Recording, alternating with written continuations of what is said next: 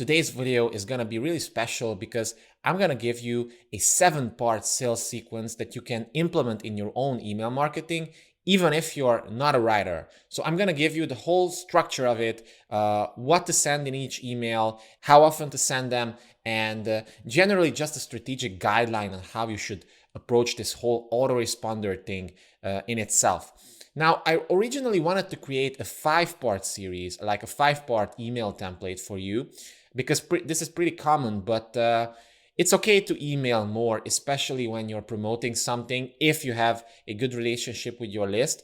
So obviously, before sending these, you should send a few other emails to your list to warm them up, to get them to know you better if you haven't sent them enough emails in the past, or send them a pre-launch sequence, because this is basically like a launch sequence. So you launch a new product, a new offer or something, and it's good practice to warm them up before. But if it's a smaller product, or it's a very low price something, then you can even send this sequence right after they subscribe to a lead magnet, which has an upsell in your paid product itself. And with that being said, this is the structure that you should use. So you have 7 emails in total, and each one has a primary objective and a secondary objective. And I'm going to list each one for the emails. So the first email is basically just a confirmation email for the step that they took before this. So if they subscribe to a lead magnet, then obviously thank them for subscribing to this lead magnet. Just build a little bit of future pacing on what they can expect if they start using this. Obviously give them a download link or something. And then the second objective is to set the stage for what will happen next. Don't be afraid to tell them that, hey, I'm going to send you more useful stuff in this topic, or that I'm going to send you a bit more emails in the following week or something. It's okay. Just make sure to make it useful. And whatever the topic of your lead magnet or your offer or pre-launch or anything that you funnel people from into this sequence is, just make sure that whatever you tell them in the second part of the email is relevant to that. So if you give them a free ebook on a topic, then make sure to just set expectations on what comes next and give them some more useful content on how they can make the most out of your lead magnet. So this is the first email. The second email is going to be all about content. So it builds on the first email, and then you give them some really useful content. So the majority of the email, the primary objective is about educating, giving useful, helpful content. And the secondary objective is to open a loop that there's going to be something else in the near future. So first you give something, and then you tease that, hey, if you enjoy this, that's fine. But, I'm going to open up a special opportunity for you, or I'm going to give you more information about something that's really cool and I think you're going to love it. So the second part of the email, the very end, should be about these things, but the majority of the email itself is about content. This is like an advertorial in which you have 70-80% of content and only 20% pitch. And in this case, the pitch isn't like a normal sales pitch. It's basically teasing them, selling them to open the next email. So tell them that you're working on something special or something, and you're gonna share a cool story with them in the next email on what this is exactly. And this will cause your open rates to be higher on the next email, which you want, because that's going to strategically move people forward to your paid offer. So again, the third email builds on the second one. And since you open the loop, since you tease something that they'll get in it, make sure to deliver. So I recommend that the third email is all about a personal story on the why. So the why behind your product, behind your offering, behind your story, behind your why you do something that you do. So let's say somebody subscribed on for your lead magnet on a topic like I don't know, how to land more clients. And then you give them more content in email 2. And in email 3, you share the personal story of what made you traverse this journey of freelancing or of getting clients? What made you quit your 9-to-5 job, become an entrepreneur, and now become a successful entrepreneur. And don't be afraid to share personal details and be vulnerable in the story, because remember, as I said in my previous videos, email marketing is all about building relationships, genuine relationships with people. And one of the best ways for this is to just be vulnerable and tell them how you've also struggled in the past at some point, because it's more relatable, and it's much easier to lower the guard of your readers if you show them that, hey, I was in your shoes. I was an average Joe. I wasn't someone special or something. I also struggled, but then I discovered this and this, and it changed my life, and now I do this and this. So this is the main purpose of the third email, to build more relationship with your reader, and just tell the why behind your upcoming product. And then the second part, the last part basically of this email as well, again, teases the fourth email a bit. And in this case, you can be more explicit. You can say, hey, I'm opening up enrollment to my special course, or I'm gonna have a sale window, a 4-day or a 3-day sale window in which you can get my course at a discount or something. I'm gonna send you more details tomorrow, but for now, just know that it's about this and this, and you should expect to see an email soon about it. That's it, basically. And this brings us to the fourth email, which is basically your launch email. And every single launch has to have a launch email, but basically don't overthink this. Just open the cart, just let them know that the cart is open. Let them know that their special promotional window or special something, basically a personalized window that's applicable to them is open, and what they get. So you don't have to describe your entire course or list every single feature and benefit and bullet that you have. You just, again, tease what it is about, and just give them a way so that they can click through to the sales page. So just give them a rough overview, give them the unique selling proposition, why your course is different, what's the main benefit of going through it, what they can expect from going through it, and then give them a chance to check it out, to learn more. And you don't have to be aggressive here. You can say, hey, this is what this course is about. Click here to learn more. And every single email in this sequence, by the way, should be between like 400 to 600, 700 words. Yes, I like long form content because it works, it builds more relationship, and you never know which part of the email is going to make people to click that button and to go to the sales page. And remember, the main objective of every single email is to get the click, is to get people to open it and get the click. That's it. It's not to get the sale, but to get the click. And also, if you're talking about sequences, to shift the belief structure of the reader over the course of these emails. Obviously, this is a more advanced strategy, and you need more emails to do this properly. But even in 7 emails, you can get someone from totally unaware and not knowing anything about you or your product or their own problems, and with the help of your useful content, with the help of your lead magnet, and with the help of the why story, you can make the case that they are also gonna need this in order to succeed and in order to get to the point that they want to get. Okay, so this was the 4th email. Now, the 5th email has to show how your product is different. Plus, it also has to give some social proof and to show that this works. And you need undeniable proof for this, but you also have to make sure that people understand why it's different, because there are so many products in the market nowadays. Everybody's selling basically the same stuff, just positioned and packaged in a different way.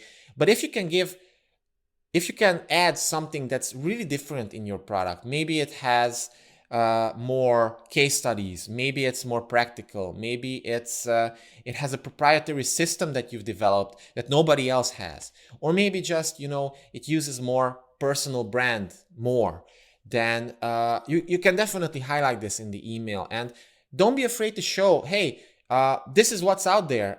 You can go to Google, you can get courses on Udemy, you can get courses from other people, you can get courses from big gurus or something, and that's fine and everything. It will give you some results, but my course, it's different because it's a personalized coaching program.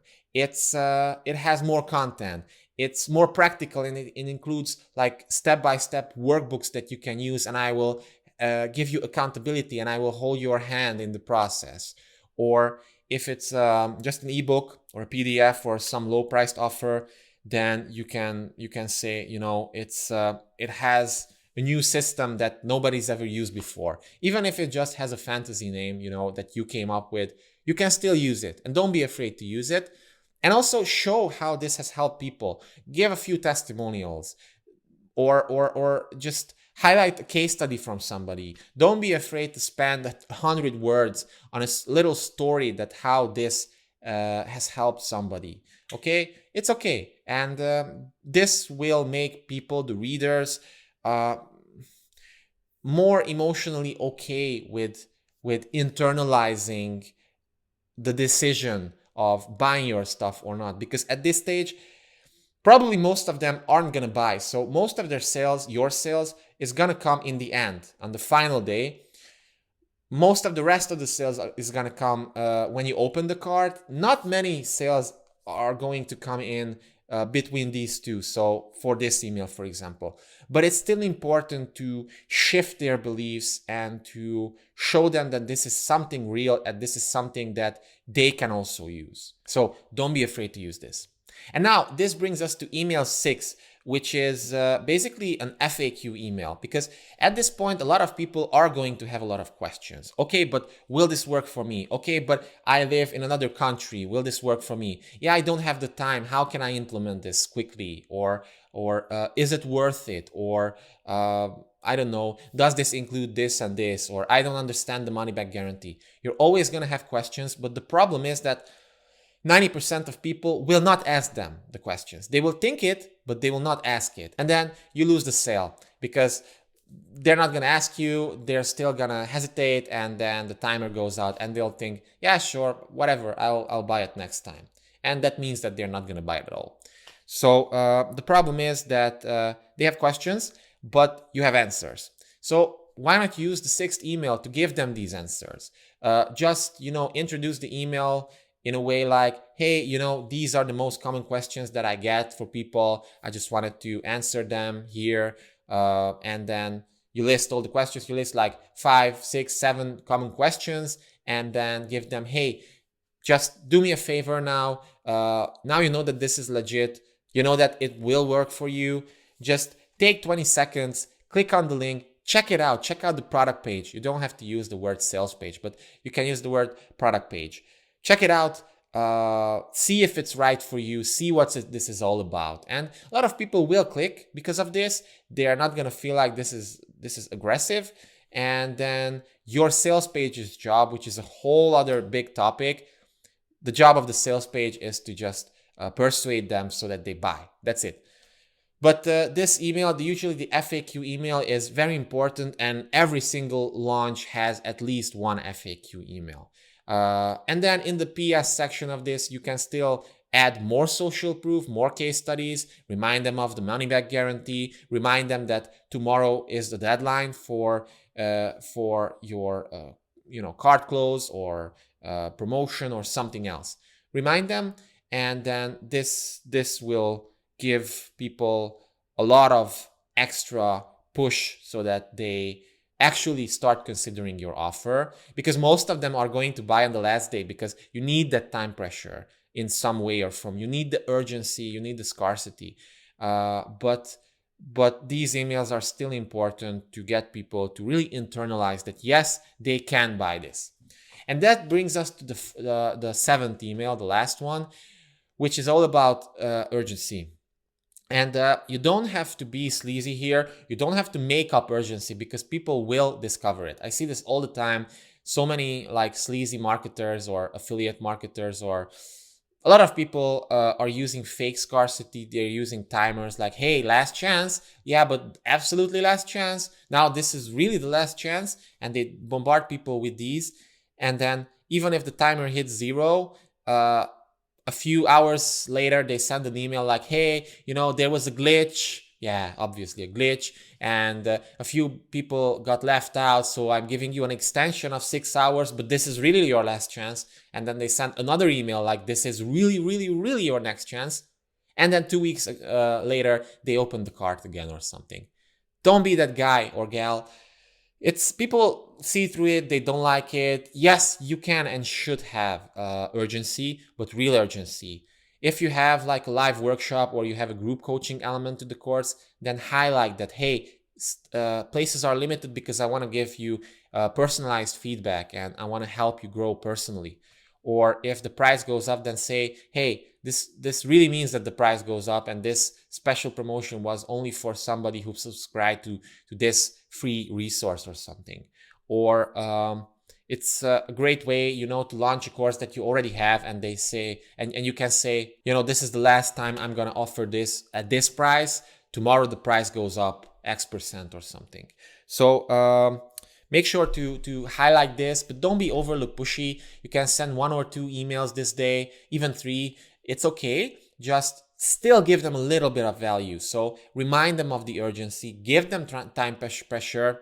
You can use tools like Deadline Funnel here so that people actually, they have a timer in the email, which is synced with the timer on the sales page or in other parts of your funnel. And that reminds them. This really, really works.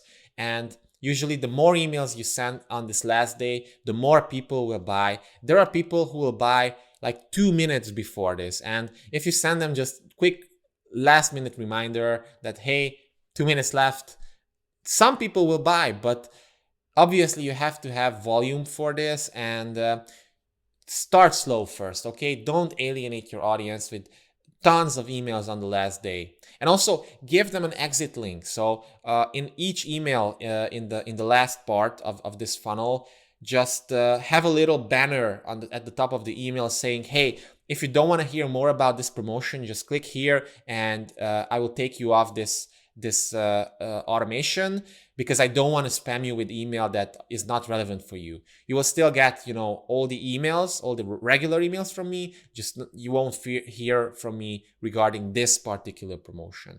And that is very important for you to lower your spam score, for people to unsubscribe less.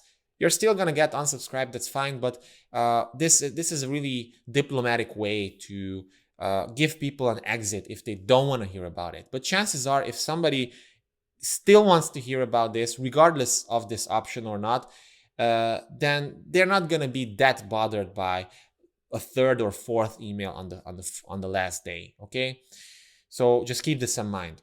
So yeah, that's it basically. It's not rocket science. Obviously, you have to work on it, and good copy matters a lot in this. And if you need personal help with this, then reach out to me and maybe I can help you with this. But as a recap, the 7 emails again. So the first email acknowledges the previous action that they've done. So let's say they subscribe to a lead magnet, delivers on your promise, and sets the stage for what's about to come. The second email is all about content, and at the end, you hint that something bigger is coming. The third email is about the story of why you created this offering that you want to sell them, and also teasing them what's it going to be like when the cart opens. The fourth email is about opening the cart and sending them some general details, a general overview about this product, and also just social proofs or explaining the benefits on a high level that what they get. The fifth email is about showing them how this is different and giving them more social proof, because this is important. The sixth email is about frequently asked questions and even more social proof. So don't skimp on this. It's very easy to do. Basically, you should have an FAQ already on your sales page. Just basically copy paste it here, personalize it a little bit, give them a little bit of a hook so that they open it. And the seventh email, or the 7th day, which can include more emails, is about urgency, highlighting how the offer goes away soon. But also you can highlight how they have to make a decision, and if they make If they do nothing, then their life will be the same. And if they take the step, which is basically a no-risk step because there's a money-back guarantee, obviously, then their life is going to be much better and they will reach their goals much faster. Yeah, that's it basically. Feel free to leave a comment if you have any questions regarding this. I'd love to answer them. And hey, just make sure to try this sequence out in your own funnel. Let me know how it goes. I'm sure it's gonna boost your sales, even if it's just good enough or even if it's just average. A lot of people don't even use this, so make sure to implement it and let me know how it goes. And with that being said, thank you for watching this video, for sticking with me, and see you tomorrow with the next video. Cheers.